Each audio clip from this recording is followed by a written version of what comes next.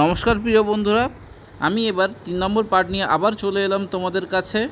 তো দেখতেই পাচ্ছ যে আরামবাগ যাওয়ার যে রাস্তা এবং খানাকুল যাওয়ার যে রাস্তা প্রায় খানিকটা কমন। তো চাপাডাঙ্গা পর্যন্ত আমরা কমন পাবো, তারপর খানাকুল বাঁদিকে চলে যাবে 20 কিলোমিটার, আর আবার সোজা চলে যাবে মানে SH অর্থাৎ স্টেট হাইওয়ে 15 ধরে সোজা চলে যাবে 20 কিলোমিটার আরামবাগ। তো দেখতেই পাচ্ছ যে রাস্তাটা এইখানটায় কিন্তু ঢালাই করা রাস্তা, প্রায় 500 মিটারের মতো এখানটায় আমি কভার করব, তারপর আমি আবার পিচের রাস্তায় পৌঁছে যাব। তো যেতে যেতে আমি দেখতে পাচ্ছি যে যেসব আশেপাশে দেখো গাছপালা একটা চির সবুজের মতো একটা কত সুন্দর একটা মানে আভা ফেলে রেখেছে। তো আমি যখন খানাকুলের ভিডিও তোমাদেরকে দেখাই তখন কিন্তু চারদিকে মানে এই দুপাশের মাঠগুলোতে কিন্তু প্রচুর পরিমাণে আলু চাষ হয়েছিল, এবং তারপরেও আমি গিয়েছিলাম তখনও কিন্তু আলু ওঠার পর ধান চাষ হয়েছিল। তো তারপর এখন দেখতে পাচ্ছি পাট গাছ লাগানো রয়েছে এবং পাট বড় হচ্ছে। তো যেসব বন্ধুরা এখান থেকে বিলংস করো প্লিজ তারা কমেন্ট করে দিও যে এখানে আর কি দেখতে পাওয়া যায় এইটুকুনি ভিডিওর মধ্যে আমার। তো প্লিজ আমাকে কমেন্ট করে জানিও এবং অন্যান্য বন্ধুদেরকেও জানিও। তো দেখতেই পাচ্ছ যে একটা এই গরমকালের সময় মেনলি কিন্তু নীল আকাশটা কিন্তু দুর্দান্ত দেখায় গরমকাল এবং শরৎকালের সময়। এবং তোমাদেরকে যখন আমি ঝাড়গ্রামের ভিডিওটা দেখিয়েছিলাম, দেখবে ঝাড়গ্রামের ভিডিওটা কত সুন্দর একটা নীল আকাশ, আরও তুলো মানে মেঘগুলো সাদা তুলোগুলো আরও ভাসছিল। আজকে দেখতে পাচ্ছি অতটা ভাসছে না, কিন্তু তবুও দুর্দান্ত লাগছে, কিন্তু খারাপ লাগছে না মোটের ওপর।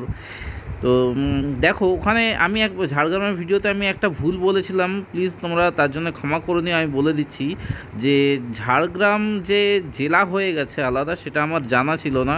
তো আমি লাস্ট পার্টে আমি ঝাড়গ্রামটাকে আমি পশ্চিম মেদিনীপুরের আন্ডারে আমি বলেছিলাম, প্লিজ ওটা ক্ষমা করে দিও, কারণ আমি ওটা জানতাম না। তো ওটা একটু তোমরা দেখে নিও ব্যাপারটা। তো আজকে যে দেখাচ্ছি যে রাস্তাটা সেটা একটু দেখে নিও। এইচপির পেট্রোল পাম্প আমার বাঁ দিকে যাচ্ছে, এবং এখান দিয়ে যাচ্ছি যেতে যেতে দেখতে পাচ্ছি দেখো হাই টেনশনের তার উপর দিয়ে আমার কভার করছে। এবং দেখো যে আমার আশেপাশে কিন্তু অনেক কোল্ড স্টোরেজ কিন্তু চলে যাচ্ছে। এই দেখো বাঁ দিকেই একটা আমার খুব বড় কোল্ড স্টোরেজ, যেটা হয়তো হলুদ রকমের, তোমরা হয়তো খেয়াল করতে পারোনি। আর আশেপাশে যেসব কৃষ্ণচূড়া গাছের যে লাল লাল ফুল, একটা দুর্দান্ত লাগছে, খুব সুন্দর লাগছে। আর এখানে এলে মানে কলকাতা থেকে কিন্তু এই ডানকুনি হয়ে খানিকটা এলেই যে একটা চিরসবুজের মতো একটা মানে কি বলবো প্রকৃতি পাবো, সেটা কিন্তু কল্পনাতীত। তো দেখো এখান থেকে আমি বাঁদিকে ফুরফুরা শরীফ, আমার মুসলমান ভাইদের এক পবিত্র স্থান, এখান থেকে আমরা বাঁদিকেই চলে যেতে পারবো। ফুরফুরা শরীফ খুব কাছেই 5 কিলোমিটারের মতো, আর সোজা 5 কিলোমিটার, আর এদিকে বাঁদিকে গেলে জঙ্গিপাড়াও পেয়ে যাব।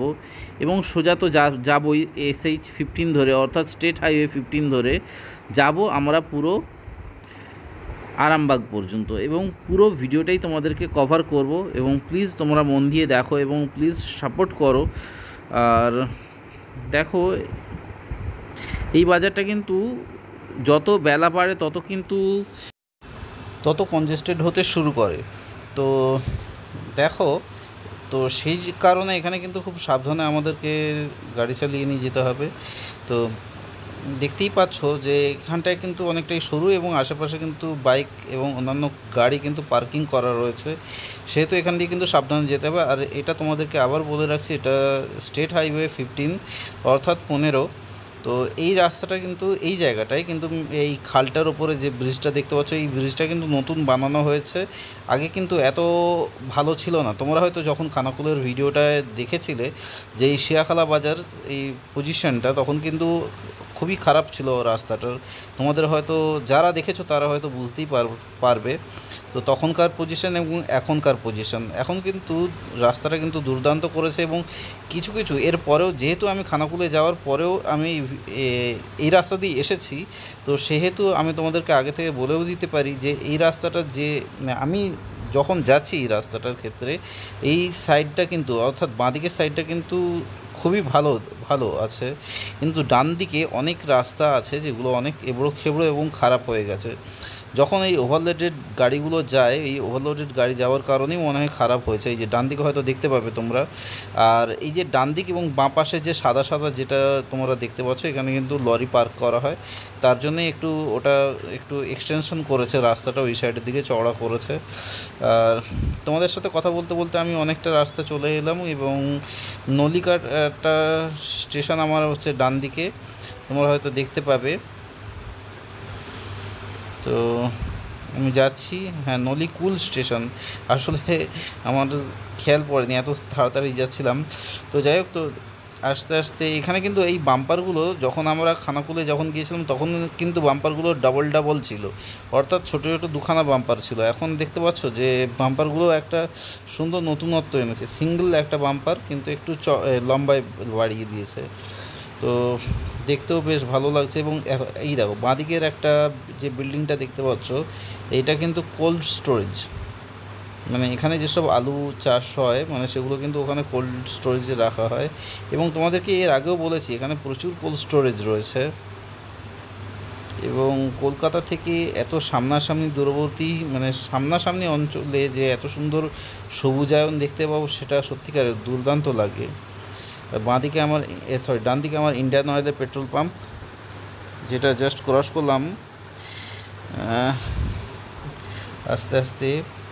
আর বাঁদিকে একটা দেখতেই পাচ্ছ যে ইট ভাটা রয়েছে, ইট তৈরি হয় এখানে। আর অনেকটাই চলে এসেছি। আর আগেকার মতো আমি তোমাদেরকে বলতে চাইছি, যেসব নতুন বন্ধুরা এই ভিডিও দেখছো তাদের উদ্দেশ্যেই আমি বলছি বিশেষ করে, তো প্লিজ তোমরা দেরি না করে চ্যানেলটা সাবস্ক্রাইব করে নিও। আর ভিডিওটা ভালো লাগলে অবশ্যই লাইক কমেন্ট এবং শেয়ার করো।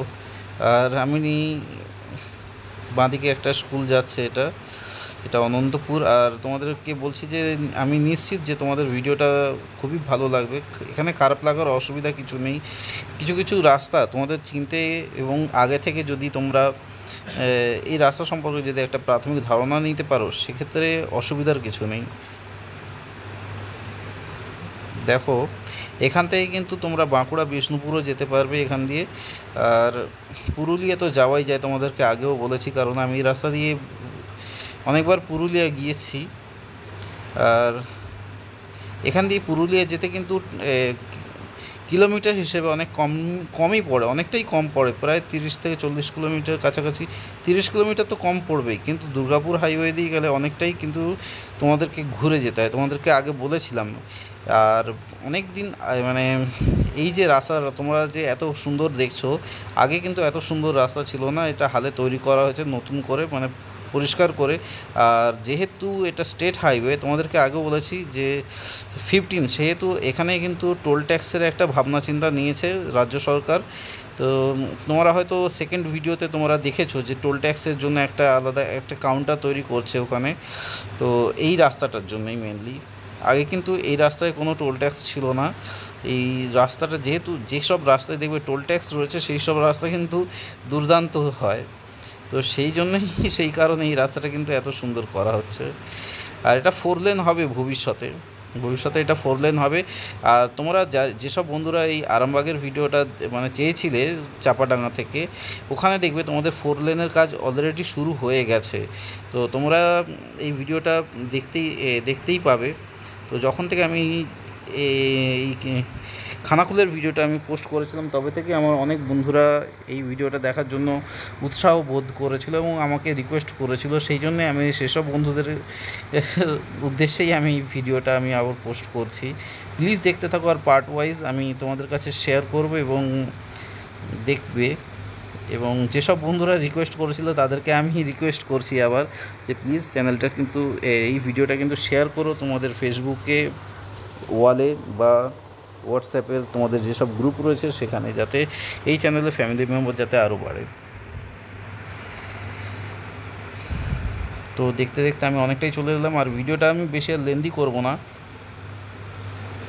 তোমরা তো জানোই যে বেশি ভিডিওটা লেন্দি করি না। আর দেখো তোমরা যে পার্ট ওয়াইজ এই ভিডিওটা প্লিজ দেখো। তোমরা, আমি দেখেছিলাম যে খানাকুলের ভিডিওটাও কিন্তু তোমরা পার্ট ওয়াইজ দেখেছিলে।